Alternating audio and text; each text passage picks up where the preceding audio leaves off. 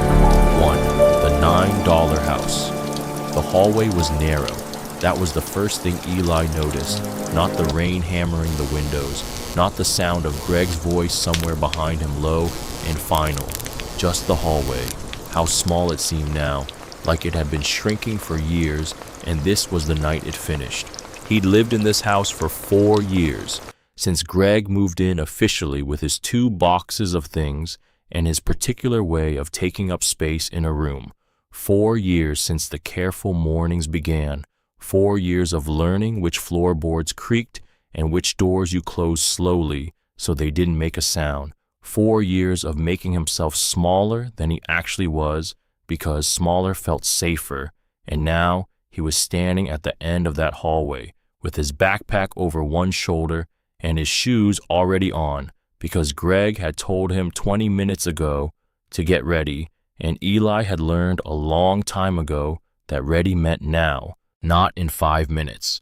Now.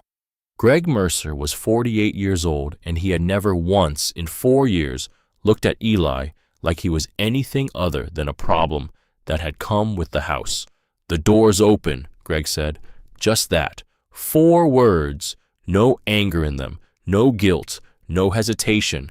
The way you'd say the weather's turning or dinner's on the table. Flat. Finished.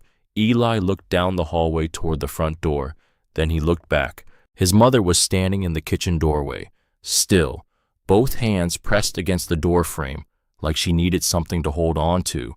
She was wearing her blue robe, the one she always wore on Sunday mornings, the one she'd had since before Greg, since before everything. She was looking at the floor, not at Eli, just the floor. He waited. 1 second, 2, 3. He counted them without meaning to, waiting for her to say something, anything, her name on his lips but not coming out, because saying it would mean it was real. Saying Mom would mean she was right there and choosing not to move, and he didn't want to know that yet. He already knew it somewhere deep and terrible, but he didn't want to confirm it. She didn't look up. He picked up his backpack, walked to the door, and that was it. No yelling, no last conversation, no hug that lasted too long or apology that came too late. Just the click of the deadbolt behind him and the immediate cold slap of April rain and Eli standing on the porch steps, counting the money in his pocket because he needed something concrete to do with his hands. $9 and change. 37 cents actually. He'd counted it twice already. He stepped off the porch. The rain hit immediately, the kind of spring rain that couldn't decide if it wanted to be a drizzle or a downpour and had settled on something in between, cold enough to matter, relentless enough to make a point. He didn't run. Where would he run to? There was nowhere. That was the whole problem, and it didn't have a solution, and running wouldn't create one. He walked.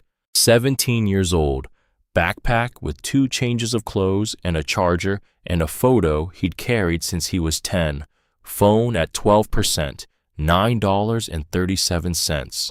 Nowhere to go, and the whole wet night ahead of him, and the only clear thought in his head was a very simple one. Don't stop moving, because stopping felt like surrender. Stopping felt like giving Greg exactly what he wanted, which was Eli sitting on a curb somewhere, proving that he needed to come back.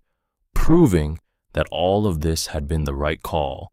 So he walked, past the neighbors' houses with their warm-lit windows and their ordinary Tuesday nights, past the elementary school where he'd gone when he was small, back when the most complicated thing in his world was a spelling test, past the gas station on Clover Street, and then another gas station, and then a stretch of road that got quieter and darker and more industrial the farther east he went. He thought about calling someone. He went through the list, which took approximately 15 seconds because the list was short. There was Derek from school, who was okay, but they weren't close enough for this. There was Mrs. Kaminsky, who taught his English class and once told him he wrote well, but that wasn't the same as having somewhere to go. There was no one. That was the honest answer. Not a dramatic answer, just the true one. He thought about his dad. Not Greg, never Greg. His actual father, Marcus Drake. Eli had been 10 years old when the call came. Car accident, they said. His mother had sat him down at the kitchen table in the apartment they'd had then and said the words, and he'd nodded, because nodding seemed like the right thing to do when you were 10, and your whole world had just rearranged itself into something unrecognizable. He still had the photo. It was in the front pocket of his backpack in a Ziploc bag so it wouldn't get wet. He'd transferred it from bag to bag for 7 years. He barely even looked at it anymore. He didn't need to. He knew every detail from memory. His dad crouching down next to him in front of a lake somewhere. Eli maybe 6 or 7, his dad's arm around his shoulders, both of them squinting into the sun.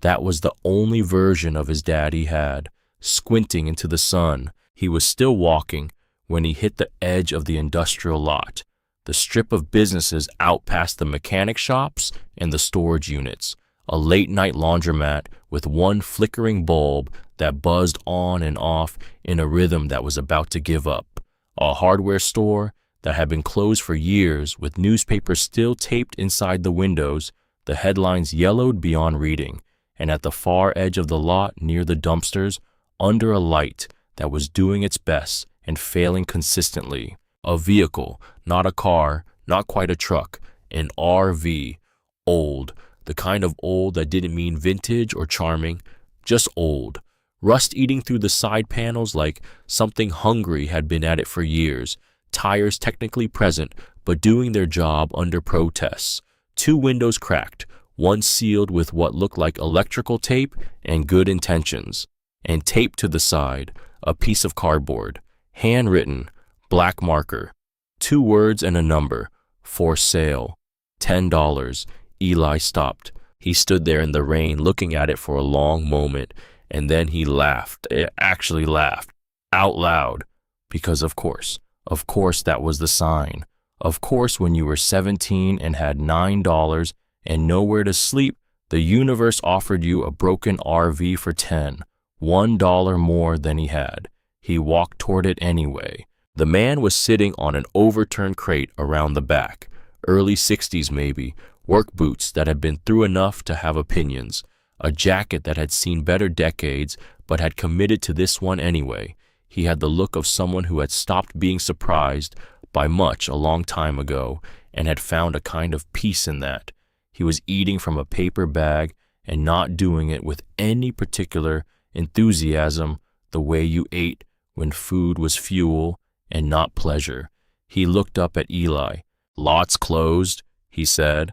"I saw the sign," Eli said. The man chewed, looked at the RV, looked back at Eli in the slow, complete way of someone making an assessment. "You ain't buying this." "How much?" "10. I have 9. The man looked at him for longer than was comfortable. Rain still coming down, Eli standing there, soaking through. The math was obvious, and it didn't need to be said, but also it kind of did. 9, the man said, "and change." Another pause. The man reached into his jacket, pulled out a set of keys on a plain metal ring. 2 keys, just 2. He looked at them in his hand for a moment, like he was measuring the weight of them against something Eli couldn't see. "You got somewhere to be?" he asked. "No," Eli said. "That's the whole point." The man nodded slowly, like that was the answer he'd been waiting for. Not any answer, that one specifically. He held out the keys and then something happened, something Eli didn't expect. The man's expression shifted, just slightly. Something careful and specific entered his eyes, the kind of look that happened when something matched something else that had been waiting a long time to be matched. "Your name," the man said. Not a question, a confirmation, like he already knew the answer and needed to hear it spoken. Eli paused. "Eli Drake." Lou Briggs looked at him for a very long time, and then something in his face did something complicated, something that crossed between recognition and grief, and something Eli couldn't name and had never seen before on a stranger's face, like a door opening onto a room that had been sealed. "I know," Lou said quietly. "I know you are." Eli stared at him. "What?" But Lou was already pressing the keys into his hand, closing Eli's fingers around them, firm, deliberate, like he'd done it before in his head 100 times and had been waiting for the actual moment to catch up. "The vehicle runs sometimes," Lou said. "When it needs to, that's all you need right now." He let go, stepped back, and when he looked at Eli again, his voice had gone to something very careful and very quiet, the way voices went when they were carrying more than their words. "Your dad, I knew him." The rain, the fluorescent light buzzing, Eli's hand around 2 keys. "What?" he said again. Barely a sound. "Not well. Not for long." Lou looked at the RV like it was something old and significant. "Long enough."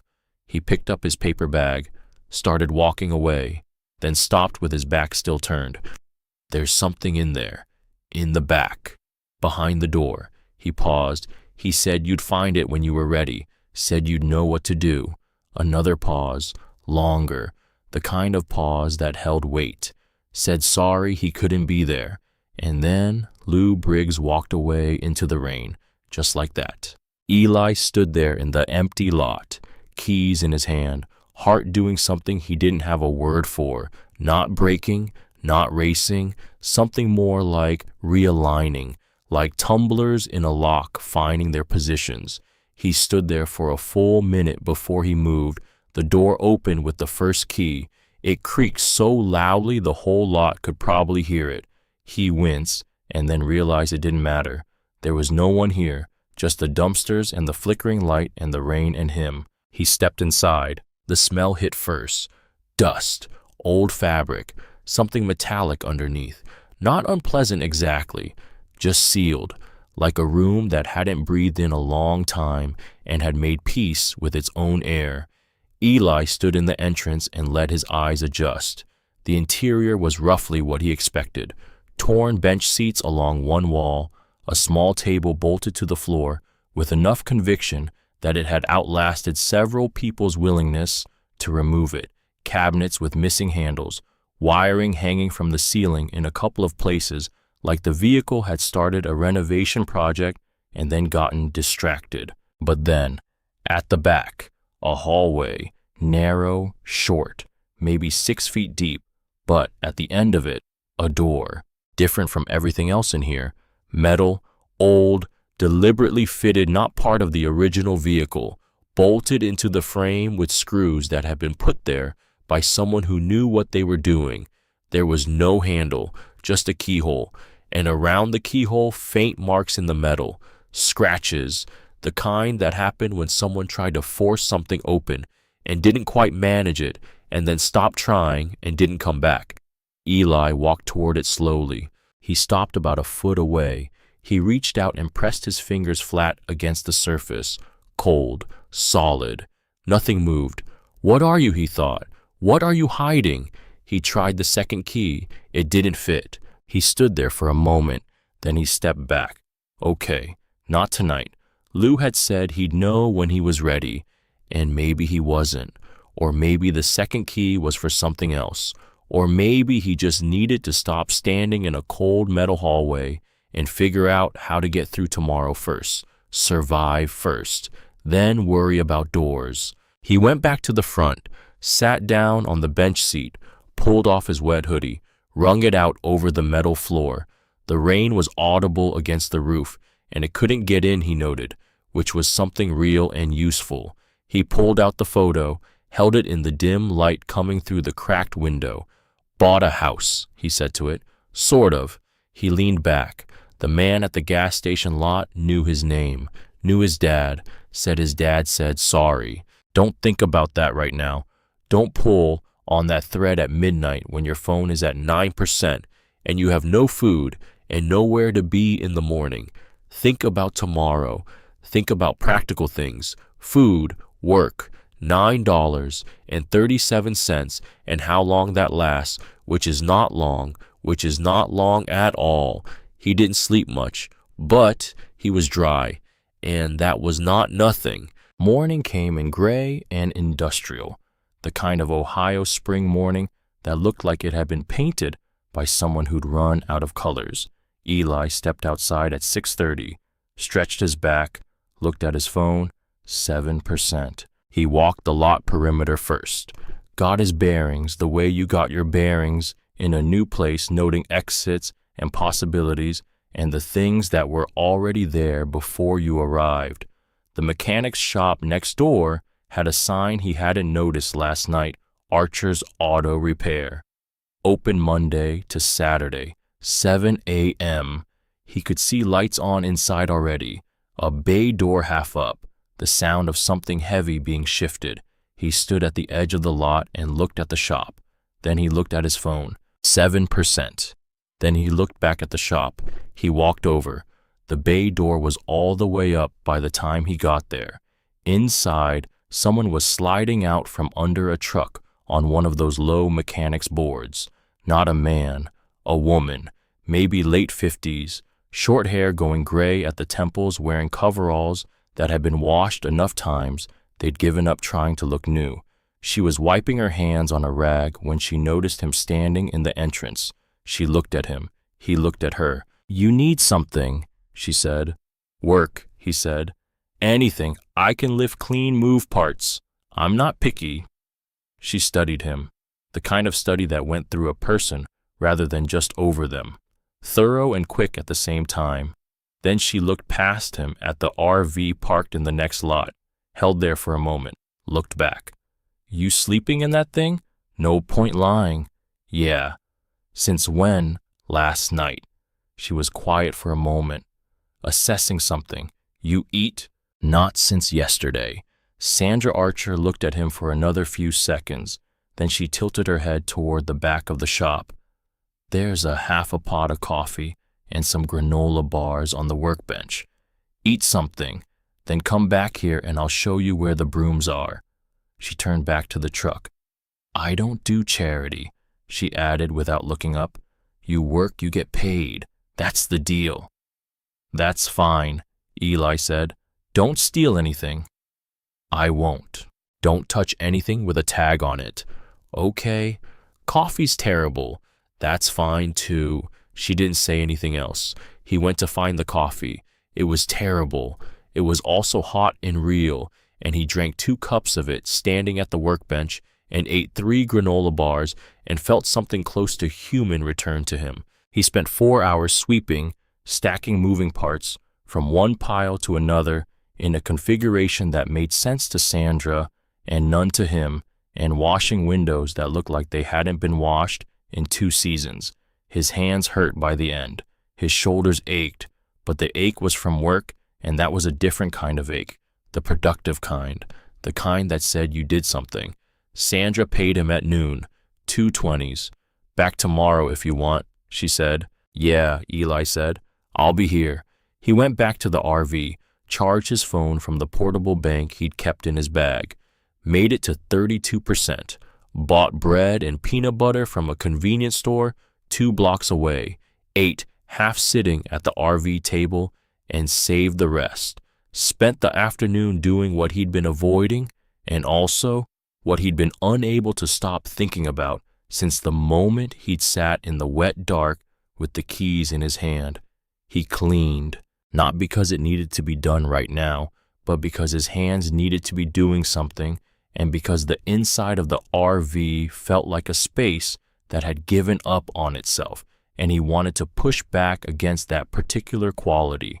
He found a rag under one of the seats, started wiping down surfaces, found out which cabinets had handles and which ones you had to pry open. 3rd cabinet from the left. The door hung at an angle barely attached to one hinge. He pulled it open. Inside, a metal box, not big, about the size of a hardcover book, old, some rust at the corners, but intact. The lid fitted tightly stuck rather than locked. He set it on the table and worked the edges with his fingers until it gave. He lifted the lid. Papers. His first thought was nothing, just papers. He almost closed the box. Then something stopped him. The papers weren't random. They were stacked neatly and tied together with a faded piece of kitchen twine in a specific knot, the kind someone tied deliberately when they needed something to stay in order for a long time. Someone had organized this. Someone had cared about these papers in particular. He untied the twine, started going through them. Old receipts, notes in handwriting he didn't recognize, a map printout from years ago with a location circled in red marker, the circle drawn twice like the person wanted to be sure. Technical-looking documents he couldn't immediately parse, and then a page near the middle of the stack. His hands went still. One name at the top of the page, clear, printed, black ink, Marcus James Drake. He stopped breathing for a second. He looked at it again. Same, his dad's name, his dad's full name, middle name included. Right there, on a legal-looking document. He flipped it over. Read the heading. Declaration of Beneficial Interest. Grantor Marcus James Drake. Beneficiary Eli Marcus Drake. He read his own name 3 times, said it out loud once, quietly, testing the sound of it in this space. His name, his own name, on a legal document, in a broken RV he'd bought for $9 from a man who'd known his father. His mind started moving too fast, like a car that had been fine and then hit black ice.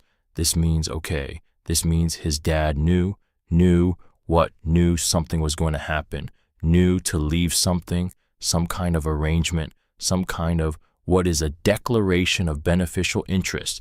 Even, what does that mean exactly? Why is it here? Why here specifically? Lou said he knew his dad. Lou said your dad said you'd find it when you were ready. His dad knew he'd be here. His dad planned for this. But his dad was dead. Eli pressed both hands flat on the table, breathed. Think. Don't spiral. Think. His dad died 7 years ago. Car accident. His mom told him. He was 10. He'd cried for 3 days and then stopped because what else do? You stop. You carry it. You keep going. But this document was dated 2019, 2 years after his dad died. Eli looked at the date again, read it 4 times. The numbers didn't change. Then he picked up his phone, opened a browser, typed the name, Marcus James Drake, Harlock, Ohio. He almost didn't look at the results. He almost closed the tab, but he looked. The first result was a local news article from the Harlock Courier-Tribune. The headline took a moment to fully register. Engineer reported missing in connection with corporate patent dispute. The date on the article, October 14th, 2024. 6 months ago. Eli stared at the screen. The article loaded. He skimmed it, unable to slow his eyes down. The words came in pieces. Patent dispute, intellectual property, Nexus Dynamics, last seen, reported by a colleague, investigation ongoing, and then a photo. A man, older than the photo in Eli's Ziploc bag, older and heavier and with more gray at the temples. But the eyes were the same. The particular set of the jaw was the same. The way he held his shoulders. The same man, squinting. Marcus Drake, last seen October 2024. Not dead in a car accident when Eli was 10. Alive, here, in this city, 6 months ago. Alive for 7 years while Eli was told he was dead. Eli set the phone down on the table. The rain had stopped at some point while he was reading. He hadn't noticed when. Outside the RV window, it was early evening now, gray-blue and quiet. Someone's car drove past on the road, outside radio, on something he didn't recognize, and then gone. He picked the photo out of his backpack, the Ziploc bag, held it. Dad at a lake, Eli at 6 or 7, both squinting in the sun, then back to the phone. The same man, 7 years older, 7 years of not being dead. His hands weren't shaking. He noticed that. They should be. They probably would be soon. But right now they were very still, and the rest of him was very quiet, and some part of his brain had simply paused while it worked through what the words meant. Not dead. Gone. Hiding. Missing. Something. But not dead. His mom had told him his dad was dead. Greg had been in the picture for 5 years. And somewhere in Harlock, Ohio, A legal document with Eli's name on it had been sitting in a broken RV, waiting for him to need it badly enough to find it. He folded the document carefully, put it back in the metal box, put the box under the bench seat. He sat there in the quiet of the old RV for a long time. Outside, the city continued. Harlock in the early evening, trucks on the industrial roads, a dog somewhere, a train in the far distance. Normal things, the kind of things that kept happening regardless of what was happening inside someone's chest. He pulled up the document photo on his phone. He read the name of the corporation again. Nexus Dynamics. He typed it into the search bar. A corporate website. Clean, professional, modest photography. Nothing obviously sinister, just a company. Technology and development. Offices in 6 states including Ohio. Standard language about innovation and leadership and the future. 4412 Industrial Drive, Harlock, Ohio. He wrote the address on the back of his hand with a pen from his backpack. Then he looked at the locked door at the end of the narrow hallway, the one that fit neither key, the one with the scratches around the keyhole, his dad's name on a piece of paper, an address 4 miles from where he was sitting, a man in a parking lot who'd been waiting. 7 years of a lie that someone had needed to tell. He was 17 years old. He had $40 and some change. He had no family that counted. He had a broken RV and a locked door and a mystery he didn't fully understand yet. And for the first time, in possibly his entire life, he felt like he was exactly where he was supposed to be. He looked at the locked door. Not tonight, he told himself, but soon, because whatever was behind that door, it was connected to a man who was supposed to be dead and wasn't, connected to a company with a clean website and something to hide, connected to 7 years of silence and a legal document with his name on it and a pair of keys and a man named Lou Briggs who had known his name before he said it, connected to his dad. And Eli had spent 7 years with nothing of his dad but a photo and a story that turned out to be a lie. Not nothing, though. He still had the photo. He pulled it out again, looked at the man crouching down next to a small boy at the edge of a lake, both of them squinting in the sun, that arm around small shoulders. "What did you build?" he said to the photo. No answer, just the quiet of the RV. And somewhere in the dark, at the back of the hallway, a locked door, waiting. Part 2, What My Father Saved. He told himself he'd go back to Sandra's shop first. He told himself that twice, 3 times. Practical things. Keep working, keep earning. Don't do anything stupid with what you know until you understand more of it.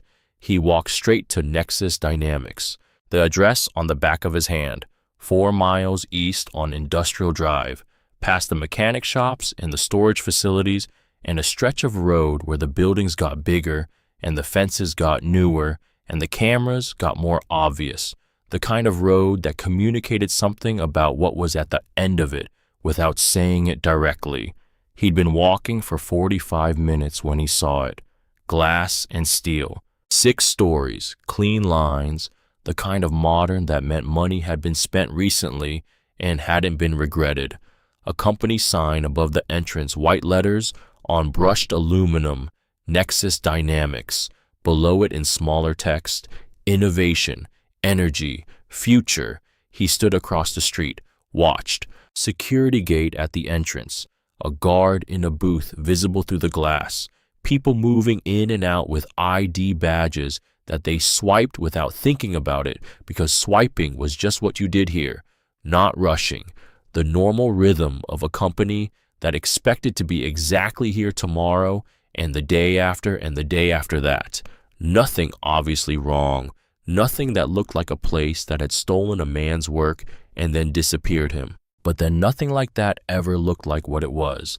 That was the point. That was always the point. He found a spot near a bus shelter, sat on the bench like he was waiting for a bus, which he was not. He watched the entrance for an hour, studied the patterns, who went in, who came out, which side door the delivery trucks used, Which corner of the parking lot the security guard checked less often. He was starting to think he'd been standing here doing nothing useful when the main doors opened. A man came out, 40-something, dark jacket, moving with the kind of ease that came from knowing exactly who you were and being comfortable with the answer. Dark hair with some gray starting at the sides. He wasn't looking at his phone. He was looking at the street in the specific way of someone who'd been told to expect something. And then he stopped and looked at Eli. Just stopped. The man was maybe 50 feet away on the other side of the street. Eli had been sitting on the bus bench being nobody, and this man had walked out of a glass building and looked directly at him in the way people didn't look at strangers on a Wednesday morning in an industrial district, not confused, not suspicious, like he'd been expecting to see someone there. And this was the someone. This was exactly the person he'd been expecting arriving on a schedule only one of them had known about. Eli's fingers closed around the edge of the bench. Don't move yet. The man stood for another few seconds, long enough that Eli noticed his jaw tighten, long enough to see him make a calculation, something happening behind his eyes that resolved into a decision Eli couldn't read from this distance. Then the man reached into his jacket pocket, took something out, looked at the security guard in the booth. The guard was looking down at a screen. The man walked the few steps to a trash can near the street corner, set the object on top of it, not in, on. Then he looked back at Eli one more time, turned, went back inside. Eli counted to 15, stood up, walked to the trash can, an envelope, letter size, sealed, nothing written on the outside. He picked it up, kept walking, didn't open it until he was 2 blocks away in a parking lot behind a dry cleaner out of sight of the Nexus cameras. He tore the end of the envelope and shook it. A folded note, single sheet of paper, brief. The handwriting was careful and deliberate, the handwriting of someone who wrote slowly because they wanted every word to be exact. Don't open the door alone. You'll need me there. Meet me tonight, 9 p.m. The old Harlock station on Meridian, the waiting room, not the platform. I knew your father. I'm not your enemy. Come alone. And then 2 letters, VV. Eli read it 3 times, flipped it over. Nothing on the back. VV, Victor Voss. The name from the papers in the metal box. The name he'd found at 1 a.m. attached to Marcus's file in the Nexus Dynamics corporate directory after he couldn't sleep.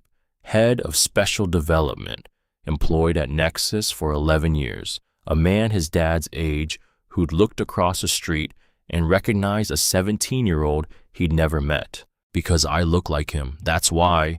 That has to be the only explanation. He put the note back in the envelope. Then he went back to Sandra's shop because he told her he'd be there, and he was going to keep the one thing in his life that was currently working. Sandra was already elbow deep in an alternator when he showed up. She didn't say anything about him being late, just pointed to a stack of tires that needed sorting by size. He sorted tires for 2 hours, then brake rotors. Then he ate a sandwich she pushed across the workbench without comment. She was strange, Sandra Archer, not unfriendly, not warm exactly, just present, entirely focused on whatever was in front of her and expecting the same from the people around her. She talked about the work, what needed doing, how to do it. Nothing more. He liked it. He found it almost restful, that specificity. Around 2 in the afternoon, while they were doing nothing in particular, she said without looking up, "You find what you were looking for this morning." He paused. "Thought you might have walked past the industrial sector," she said, tightening something. "You had that look."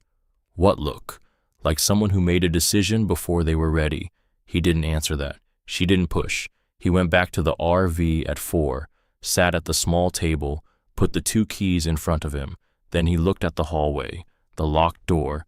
The note said, "Don't open it alone. You'll need me there." He thought about that. Then he got up and got the rusted metal bar he'd noticed on the third day in the corner of the bay behind the driver's seat, heavy enough to mean business. He walked to the locked door, looked at the keyhole one more time, tried the second key one more time. Nothing. He raised the bar and swung. The first hit was noise and pain in his wrists and no visible result. The lock was old, but it was serious, the kind of serious built for exactly this kind of test. He swung again, harder, a dent now, a crack beginning near the edge. He swung 4 more times, each one harder than the last, and on the 6th, the lock gave with a sound like a rifle shot, and the door pushed inward 6 inches, and cold air rushed out. Not just stale air, cold, clean, sealed for a long time. He stood there for a moment, breathing. Then he pushed the door all the way open. It was a compartment, not large, built into the RV's rear structure with deliberate modification, the kind that required knowledge of what you were doing and why. About the size of a walk-in closet, metal shelves on both sides, a small work light screwed into the ceiling, connected to its own battery separate from the RV's failing electrical. He clicked it on. It worked. He was looking at his father's mind. That's what it felt like. The shelves held technical documents bound in folders, each labeled in a handwriting that was tight and left-leaning and precise. The same handwriting from the legal document in the metal box. Schematics, circuit diagrams, equations he didn't understand, but that were clearly part of something larger and intentional.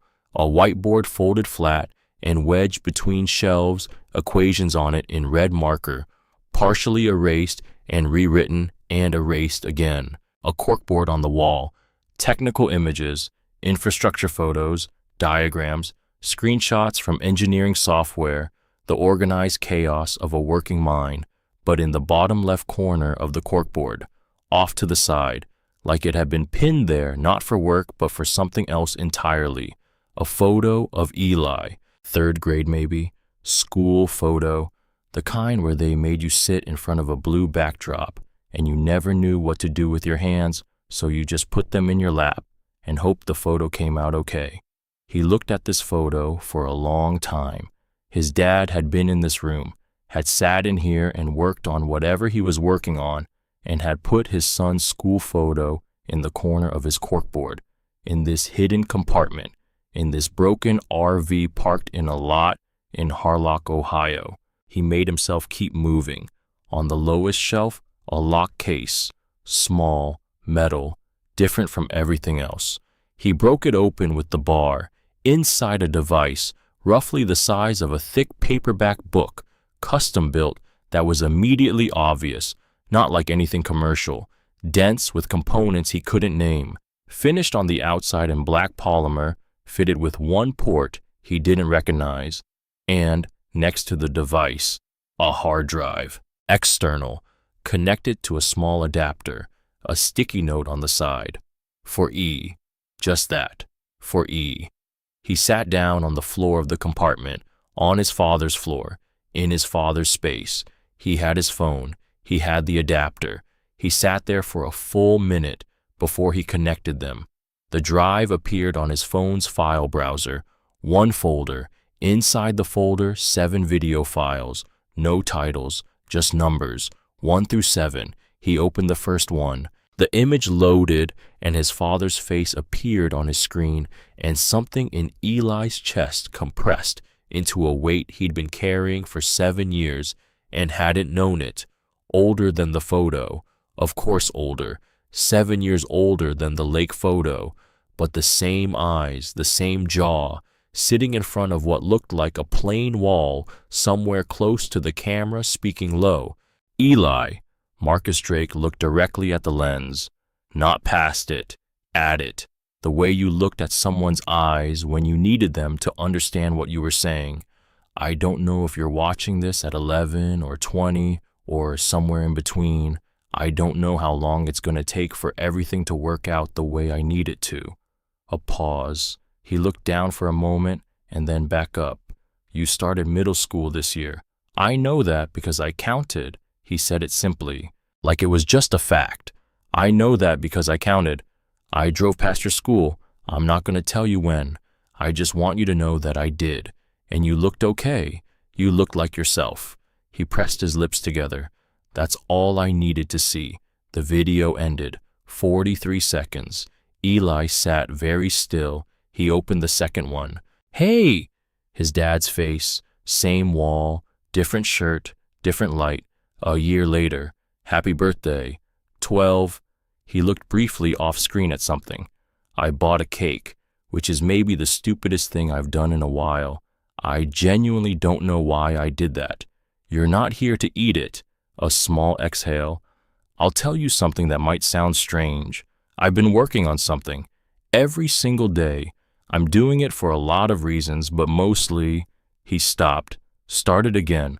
The world deserves what I'm building, but you deserve to know I'm still here. Those are the two things I'm most sure of, in that order. Another short one. He went to the third. Different location this time. A different room. Something in his dad's face had changed. Still recognizable. Still the same eyes, but tired in the specific way of someone who'd been carrying something too long and hadn't found a place to set it down. You're 13, and I know Greg is in the house now. The name came out flat, no particular emotion, but the deliberateness of it was its own kind of emotion. I don't know what you think of him. I hope he leaves you alone. That's the honest version of what I hope. Back to the camera. I can't explain everything yet. Not yet. When it's over, I'll explain everything, face to face. But you have to know, whatever you've been told about why I'm not there, whatever story was given to you. His jaw tightened slightly. There is no version of any story where I chose not to be your father. Eli paused the video, sat there, outside the RV Harlock, Ohio, was doing what it did in the late afternoon. Traffic, weather, people with ordinary problems and ordinary evenings. He pressed play. I'm coming back, his dad said. When it's done, when it's safe, I'm coming back and I'm going to explain everything face to face, and that conversation is what I'm working toward, not a message on a hard drive. The real conversation. I'm keeping that promise in my head every day. He ended the video and opened the fourth, the fifth, the sixth, each one short, each one careful. His dad talking to him across years the way no one else ever had. Not explaining much, not making promises he wasn't sure he could keep. Just present, checking in, marking the years the way you marked a door frame to track how much time had passed. Year 14, you're probably taller than me now. I don't know how I feel about that. Year 15, I saw your name in the school newspaper online. Third paragraph, Academic Achievement Award. I read it 4 times, then I read it a 5th time for good measure. Year 16, I had to move again. I won't tell you where, but I'm still close, still working, still here. And then the 7th one, the most recent, different from the beginning, different light, different angle, like it had been recorded quickly in whatever space was available without the usual care, like there wasn't much time and the time that was available had to be used. His dad looked at the camera, and his expression was something Eli had never seen on him. Not in photos, not in any previous video, not in any version of this man that had existed before this screen. Afraid, not panicking, not falling apart. The controlled kind of afraid. The kind that happened when someone understood their situation very clearly and had decided to keep moving anyway. Eli, he leaned closer to the camera. I need you to listen carefully, because I think this is going to be the last one of these for a while. He stopped. Maybe the last one, period. Eli's finger hovered over the pause button. He didn't press it. Everything I've built is in this room. The device on the shelf, the files, all of it. What I invented, they took the credit. They took the patent. They're calling it their own property, and they're going to sell it to governments for more money than you can picture. And what it could actually do, if it went where I wanted it to go, it would change everything. Energy costs, emissions, the whole picture. His dad shook his head. They can't let that happen the right way. Not freely, not the way I designed it to go. His dad paused. Then, I named you in the legal trust because you're my son and because it was the safest thing I could do. If something happens to me, those documents mean Nexus can't just absorb the patent cleanly. You'll be in the chain. You'll have legal standing. There will be questions. He looked directly into the lens. Questions are the only weapon I have right now. Questions from the right direction. Questions that make them nervous enough to make mistakes. He leaned back slightly. There's a man named Victor Voss. He works at Nexus. Has for years. He's been a pause. He's complicated, but he's on the right side of this. If something happens to me, find him. Tell him you found the room. He'll know what to do. A long silence. His dad's face on a phone screen in a compartment no bigger than a closet. I'm sorry this is how you found out I was alive. His voice went quiet, quieter than anything in the previous 6 videos. I'm sorry about all of it. I want you to know that the choice I made 7 years ago, I thought it was the right one. I thought staying away and keeping quiet was protecting you. I've had a lot of time to think about whether I was right. He stopped, and then he said the last thing. You're 17 now. You're old enough to hear this. The worst thing I did wasn't leaving. The worst thing I did was letting you believe I was dead. He looked at the camera without blinking. You deserved better than that. You deserved the truth. I was a coward in that one specific way. He exhaled slowly. Be braver than me. The video ended.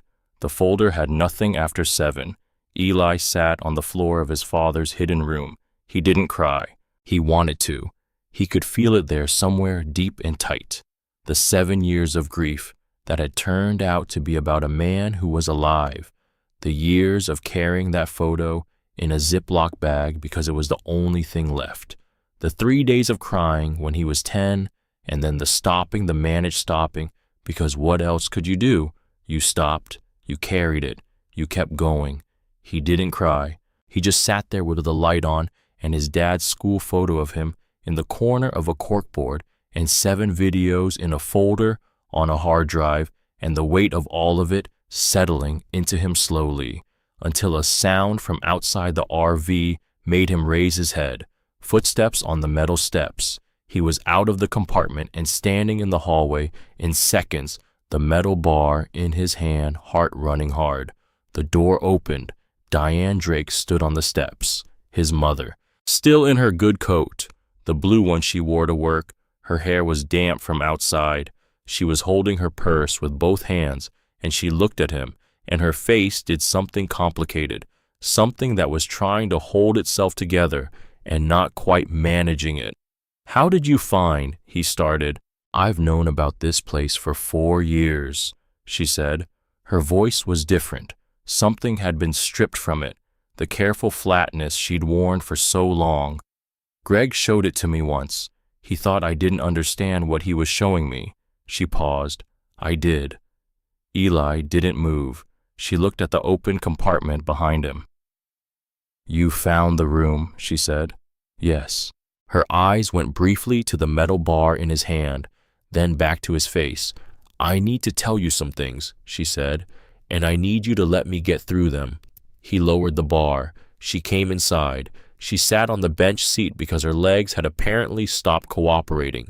He sat on the opposite seat, and they looked at each other across the narrow aisle, and Eli felt something too large for one word. Greg Mercer is not a contractor, she said. He doesn't have clients in Detroit. He works for Nexus Dynamics, has since before I met him. Eli kept his face still. I didn't know, she said. When he came into our lives, she stopped, started again. I was alone. You were 12. I was still grieving your father. He was very good at seeming like the right answer. For about 2 years, he was very good at that. When did you find out? 3 months ago.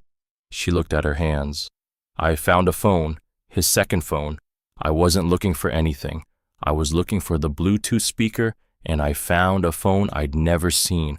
I opened it, and there were messages about me, about you, your address, your schedule, sent to someone I'd never heard of. And one of them said your father's name, said they'd found him.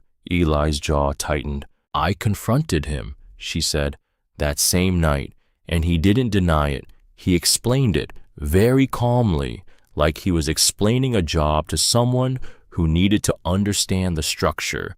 He said Marcus had been a problem for Nexus for years, that he'd been watching the family because Nexus needed to know if Marcus ever made contact. He said if I said anything to anyone, he would make sure you were removed from any legal trust your father might have set up. Her voice cracked, just slightly. He said you'd have nothing. She looked up. I believed him. I stayed. I kept quiet. For 3 months, I kept pretending, and the morning Greg told me to put you out, I didn't stop it because I thought. She pressed her hand over her mouth for a moment. I thought if you were away from the house outside his reach, he couldn't use you as leverage anymore. She looked at Eli. I let him kick you out to get you away from him, she said. That was my reasoning. I know how that sounds. The RV ticked around them, the faint sound of industrial drive traffic somewhere in the distance. You knew he was alive, Eli said. Not until 3 months ago.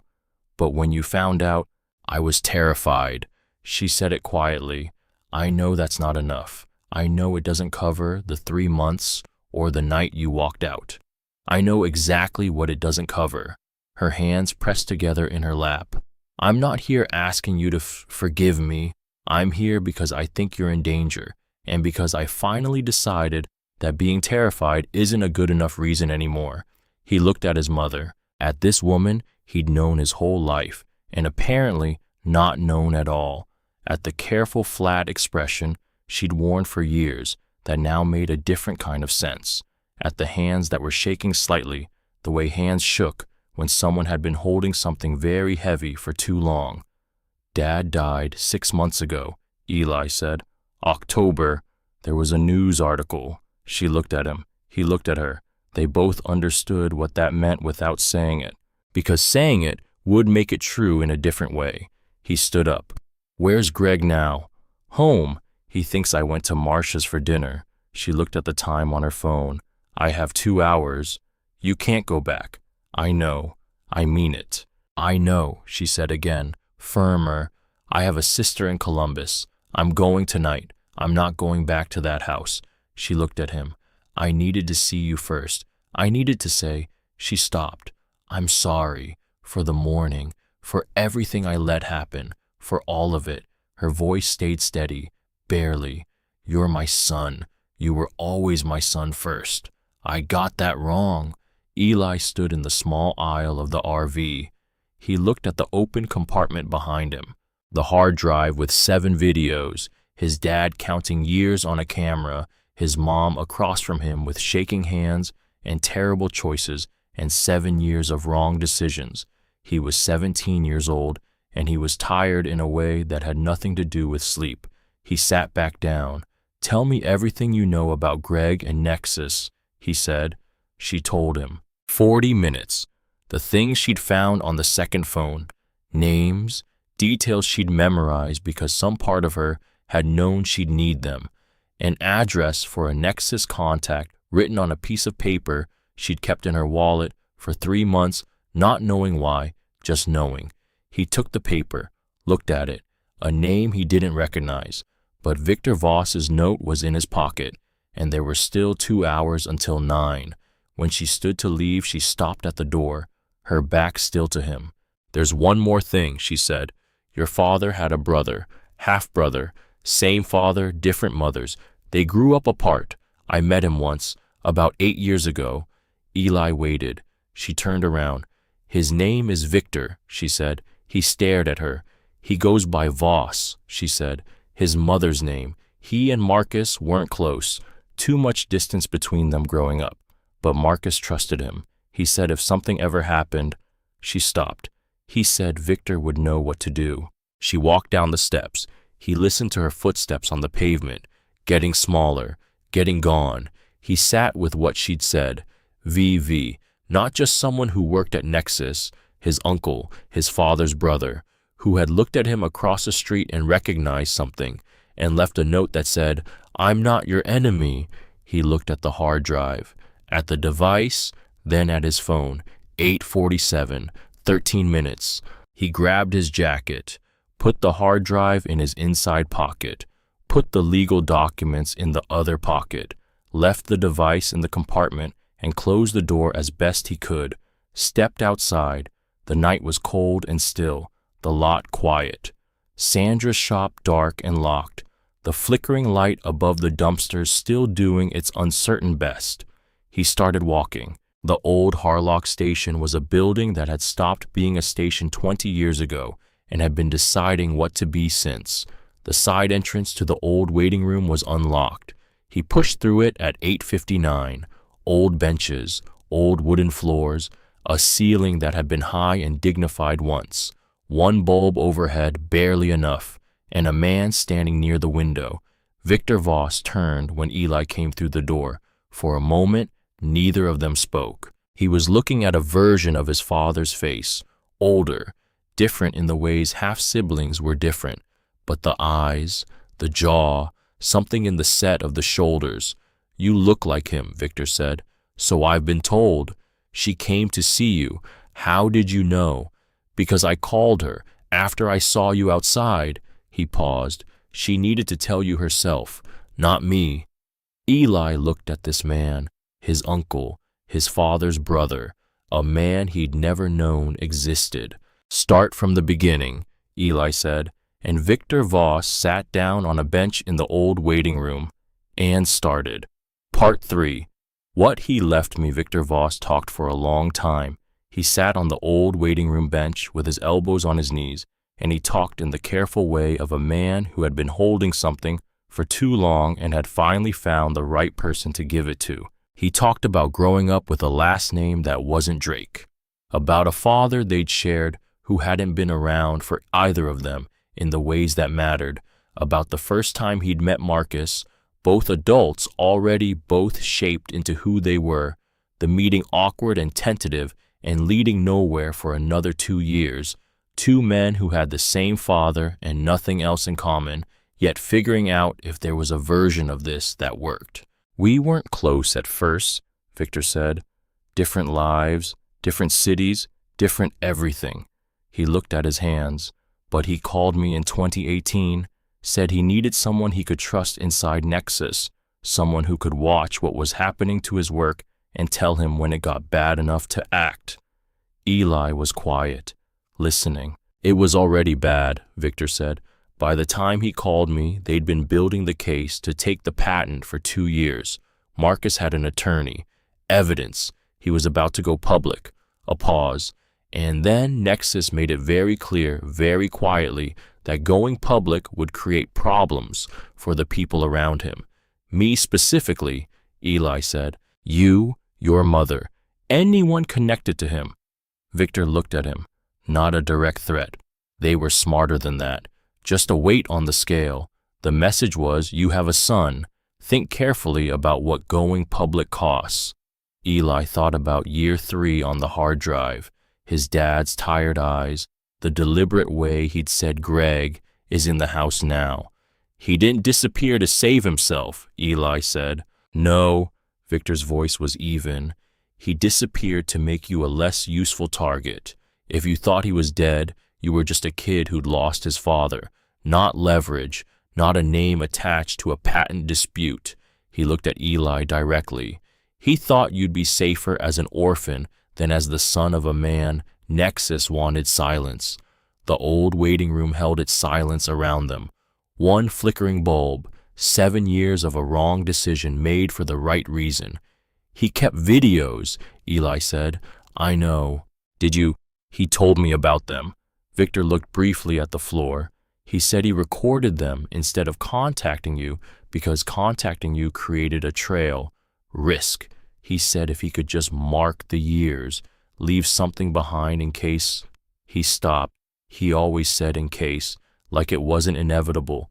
Eli pressed his back against the bench, and Victor said the thing that needed to be said. "They found him in September. I didn't know until it was done." His voice was flat in the way that happened when control was the only option. "He was in Dayton. He'd been there about a year. He was close to finishing what he needed to finish, close enough that they decided they couldn't wait anymore." He looked at Eli. I'm sorry. I'm sorry I couldn't warn him. I'm sorry I couldn't do more. You stayed inside Nexus, Eli said, after he died, because I had the evidence. Everything he'd spent 7 years compiling, sent to me piece by piece over 4 years. I kept it because he asked me to, and when they killed him, I kept going because he stopped. Because what else? Leave, let them win, let the thing he built disappear into their corporate structure and get sold to governments for profit while the world keeps burning everything it has. He shook his head. No, you've been looking for me. Since October. He met Eli's eyes. Marcus told me if something happens to me, find Eli first. Before Nexus does. Get him the device. Get him the documents. Get him to Nora. Eli stilled. Who's Nora? Victor looked at him. Something in his expression shifted, like he'd been carrying this particular piece the longest of all the pieces he'd been carrying. Your grandmother, he said. Marcus's mother. She lives in Belfield, about 40 miles from here. He paused. She's been waiting for a long time. Eli stared at him. He kept her away from everything, Victor said. Kept her name out of all of it. Never let Nexus know she existed, because she was the one person he absolutely could not risk. He paused. She has the original patent filings, the ones Marcus made before Nexus was ever in the picture. Time-stamped, notarized, the documentation that proves the invention was his long before it was theirs. He looked at Eli. Combined with everything on that hard drive and what I've compiled from inside Nexus, there's a complete case, the kind that doesn't get buried. Eli was quiet. Then, he never told me she existed. He was protecting her, Victor said, and then quieter, he was protecting everyone. The clock on the station wall had stopped at 11:17 and no one had fixed it. Outside, Harlock continued. Where's the device? Victor said, still in the RV. We need it tonight. He looked at his watch. There's a car I keep off Nexus's radar. We should go now. They went. The lot was quiet when they pulled up. Eli's RV still there, unremarkable, just a battered vehicle in a dark lot. Sandra's shop dark beside it. Eli jumped out, got to the RV door in 4 steps, and stopped. The door was open, just a few inches. He'd locked it when he left. He was certain of it. He looked at Victor. Victor had already seen it. Don't go in, Victor said. They stood at the door for a second that was longer than a second, listening. The lot was quiet in a way that wasn't normal quiet, the specific kind of quiet that happened when ordinary sounds were deliberately absent. Something moved in the shadows at the edge of the lot, then a second movement, and headlights appeared at the lot entrance. One vehicle, then a second, black SUVs moving with the unhurried certainty of people who believed there was nowhere worth running to. Victor grabbed Eli's arm. Back door, now. They moved. The back door of Archer's auto repair opened in 11 seconds with a technique Eli had never seen and didn't ask about. Inside, bay door down, lights off. Victor pulled out his phone, called someone. 2 rings. They're here. Just that. And from inside the shop, a door at the back opened. A light clicked on. Sandra. Archer was standing in the doorway to her back office, still in her work clothes, not surprised, like she'd been waiting and had known approximately when. She looked at Eli, then at Victor. It's about time, she said. Victor looked at Eli. You want to tell him or should I? Tell me what, Eli said.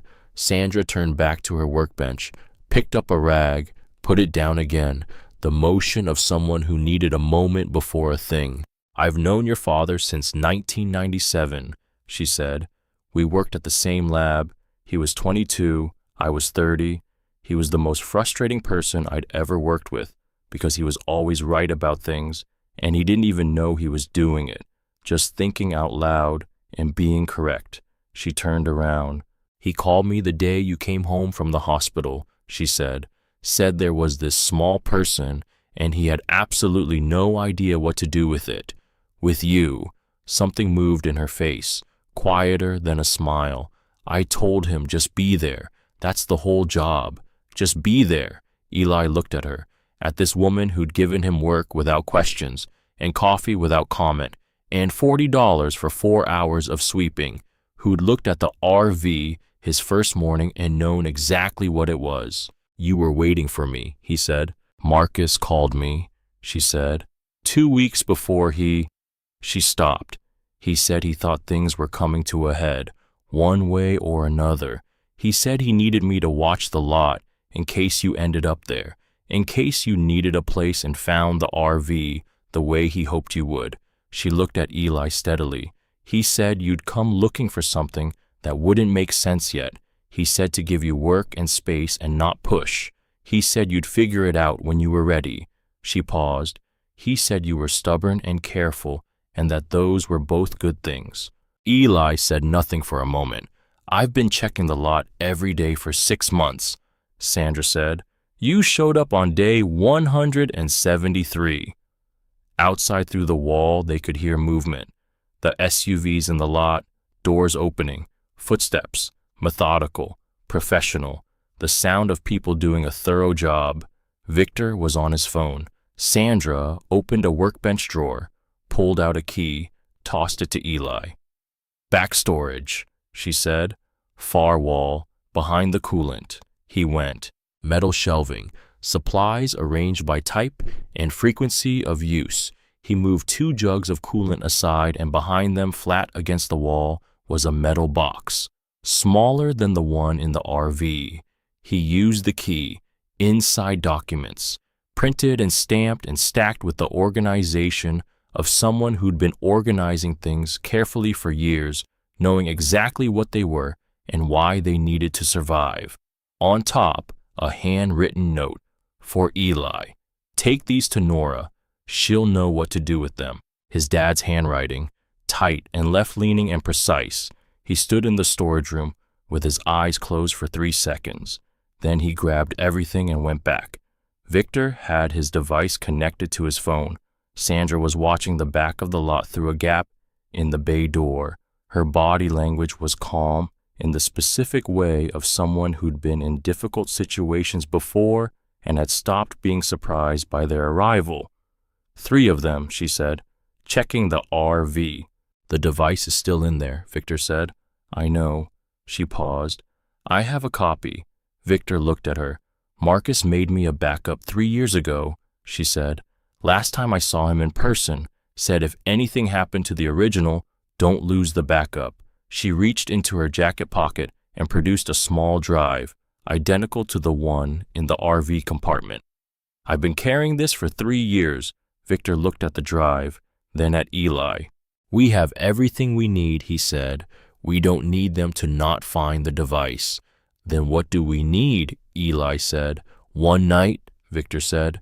12 hours. I have contacts, journalists, federal investigators, people I've been building toward for 2 years. I need 12 hours to get the right things to the right hands simultaneously, enough that Nexus can't contain any of it. Eli looked at Sandra. She looked back. My truck's in the side lot, she said. I'll drive. The drive to Belfield took 47 minutes. Victor sat in the passenger seat and made calls in the quiet, efficient way of a man executing something that had been planned for a long time.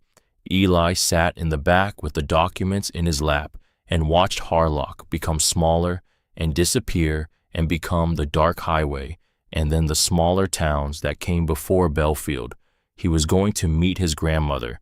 He tried to hold that thought still and let it mean what it meant. Grandmother. He had a grandmother. His dad had a mother, an entire person in the world who was connected to him and who had been waiting with patent documents in her wall and a shelf of photos on her mantle and no way to reach him. He pressed his hand against the documents, his dad's handwriting. Take these to Nora. She'll know what to do. He wasn't sure what he was going to say when he got there. He didn't know this woman at all, but she knew about him, had known his whole life. Belfield was a small town that had a diner and a hardware store and a church with a lit sign and streets that went quiet early on weeknights. Sandra took 3 turns from memory, like she'd been here before. She probably had. They stopped in front of a small house. White paint, blue shutters, a porch light on, a light in the front window that went off and then on again, like someone who'd seen headlights from a distance and was deciding what to do about them. "You go," Sandra said. "By yourself," Victor added. Eli looked at them. "She's been waiting for you," Victor said. "Not us." He got out. The night air was cold and still and quiet. The porch had 4 steps. He climbed them and raised his hand to knock, and the door opened before he could. Nora Drake was 68 years old. She was shorter than he expected. Gray hair pulled back simply with a clip that looked like it had been in that position for years. She was wearing a dark blue cardigan over a blouse, and she had the look of someone who'd been awake since her porch light caught distant headlights and had been managing what that might mean ever since. She looked at him. He looked at her. She pressed her hand against her mouth, just for a moment, just long enough to collect herself, and something moved through her face that was too many things at once to isolate and name. Recognition, grief, relief, something that had been held inside for a very long time, deciding what shape to take now that it could finally come out. "You look like him," she said. Her voice was very quiet. "People keep telling me that," Eli said. She exhaled, half a laugh, the kind that was grief and relief at the same time, the two of them occupying the same breath. "Come inside," she said. "You're cold." He came inside. The house was small and warm, with the particular warmth of a space that had been lived in carefully. Books on shelves with actual bookmarks placed at actual stopping points. A kitchen that smelled like coffee recently made. A couch with a throw blanket folded across the arm with the deliberate fold of someone who folded things properly. And on the mantel above a small gas fireplace, photos. He saw them before he sat down. He couldn't not see them.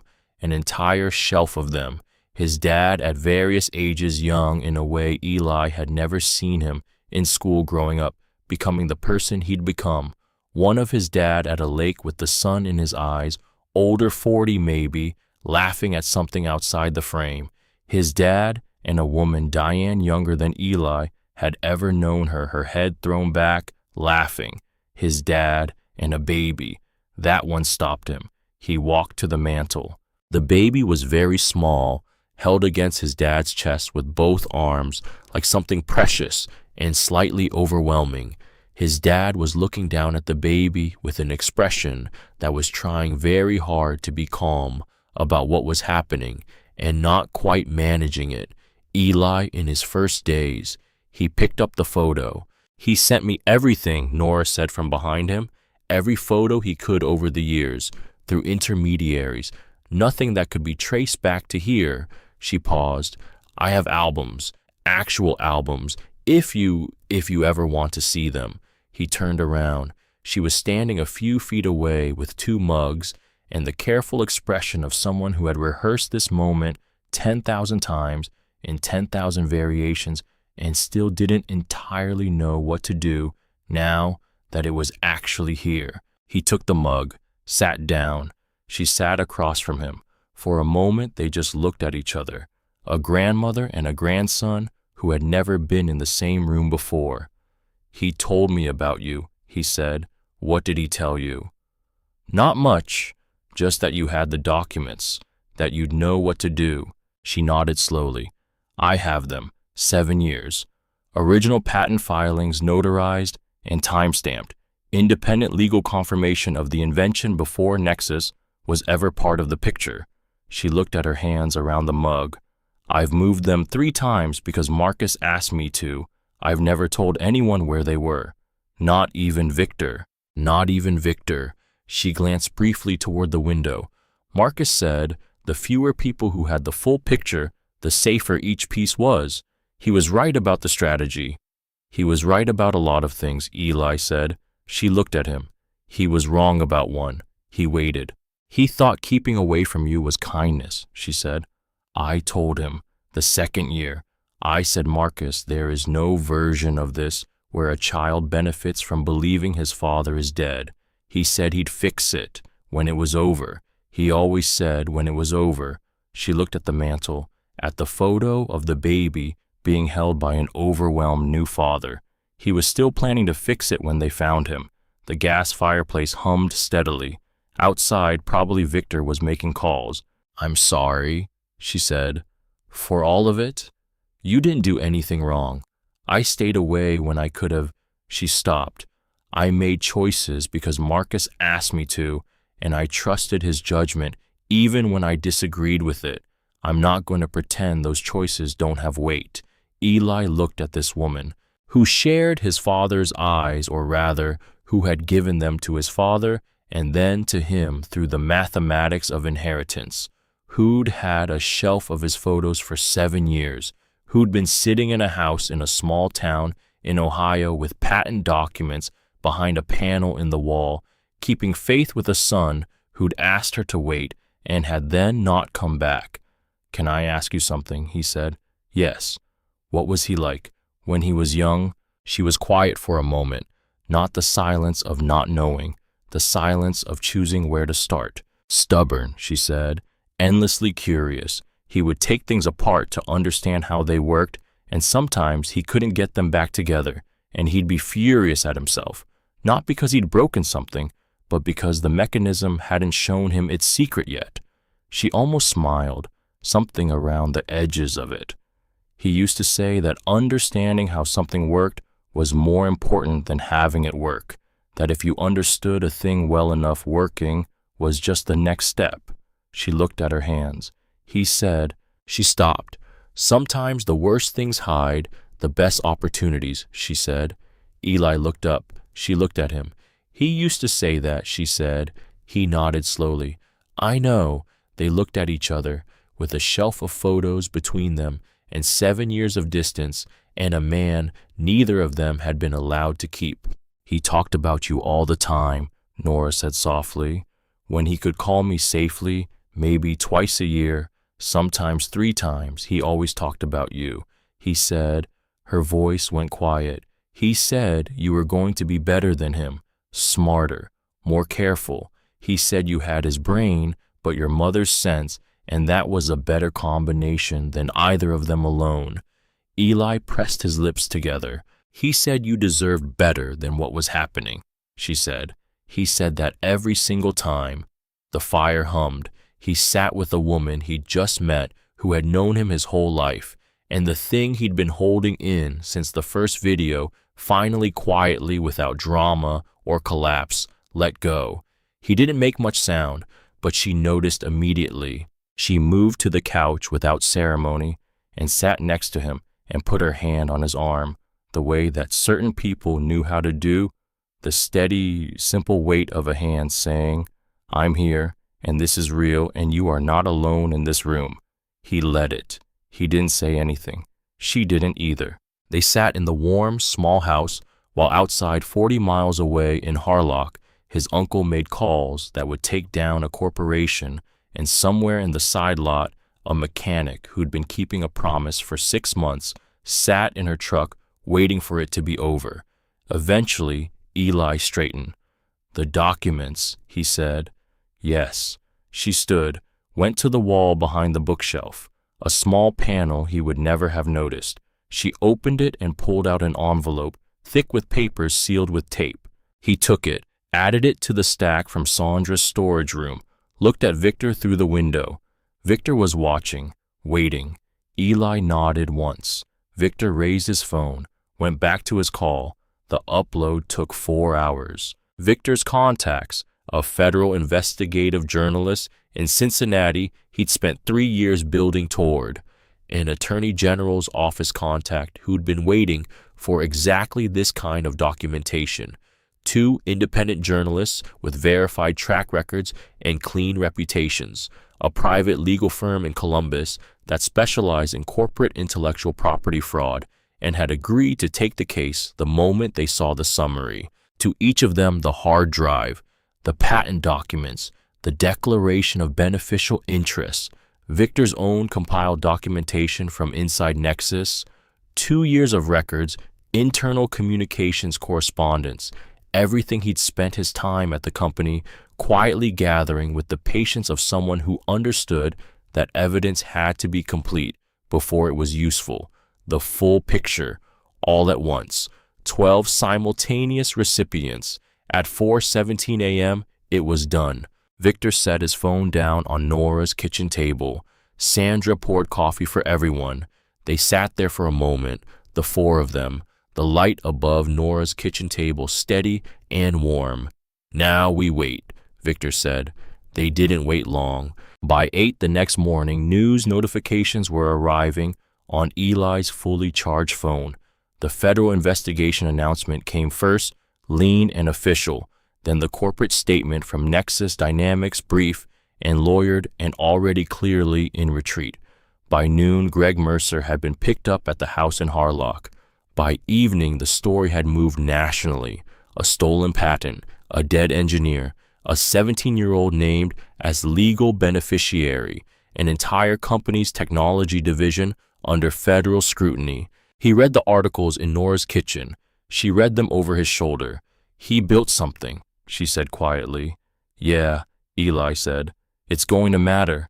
He thought about the 7th video, his dad's face, the controlled fear, the deliberate exhale before the last thing he'd said. "Be braver than me." "It already does," he said.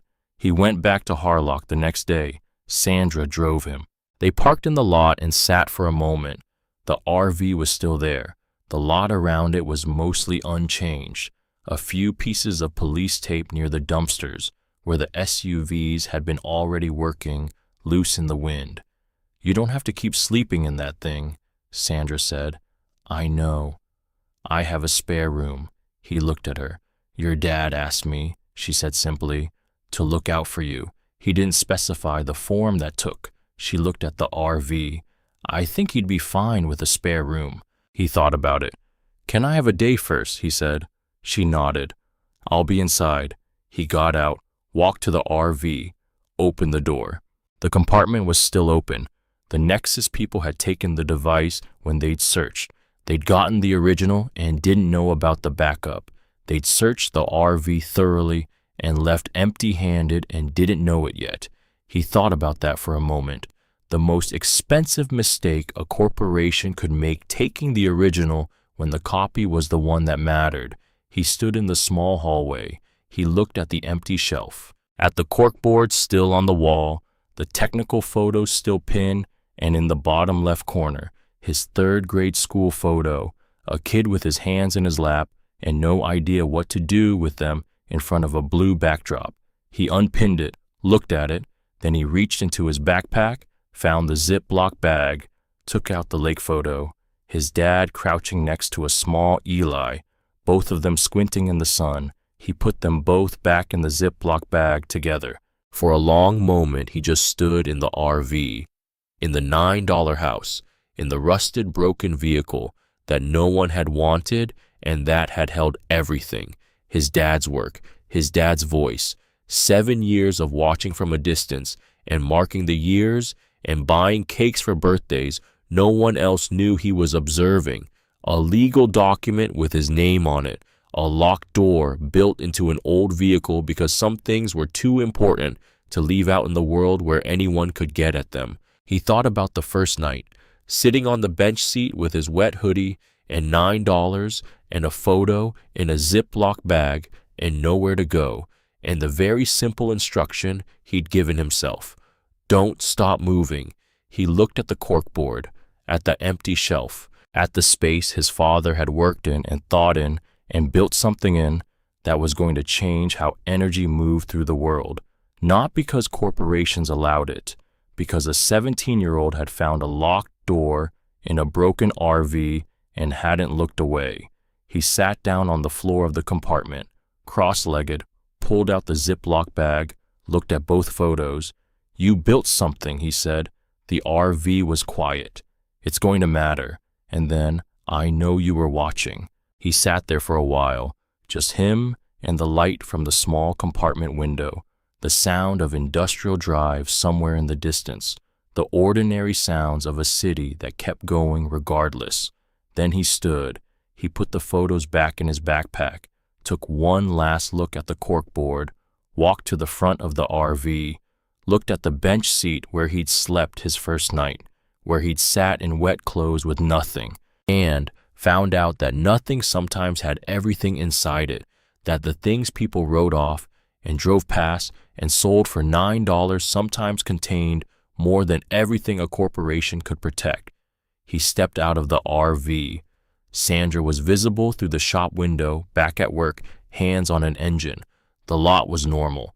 Industrial Drive was normal. Harlock, Ohio, going about its day. His phone buzzed, a number he didn't know. He answered. Eli, his mother's voice, from Columbus, steadier than it had been 2 nights ago. I saw the news. Yeah, he said. Are you? I'm okay.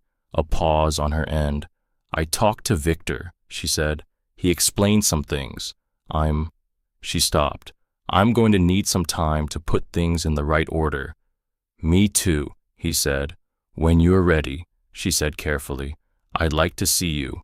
He looked at the RV, at the $9 that had bought him something worth more than anything Nexus Dynamics could calculate. I'll call you, he said. He hung up, started walking towards Sandra's shop, not because he had nowhere else to go, because he had somewhere to go. He had a spare room and a grandmother 40 miles away who had albums of his photos and 7 years of things to say. He had an uncle who knew the full shape of everything and was going to need someone to help carry it.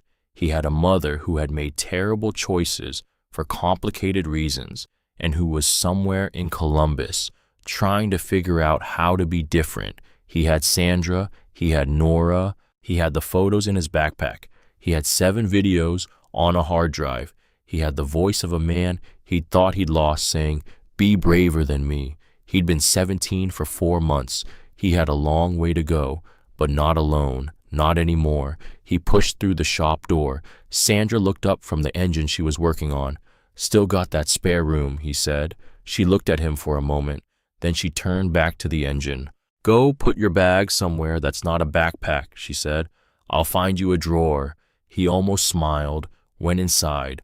The door closed behind him, and the RV sat quiet in the lot, rust on the sides, cracked windows, tires that had seen better decades, the for sale sign long gone, the key still in the door where he'd left it, a $9 house, which was also a hiding place, which was also the place a father had built for a son who didn't know he needed it yet, which was also the most valuable piece of real estate in Harlock, Ohio, which was also home.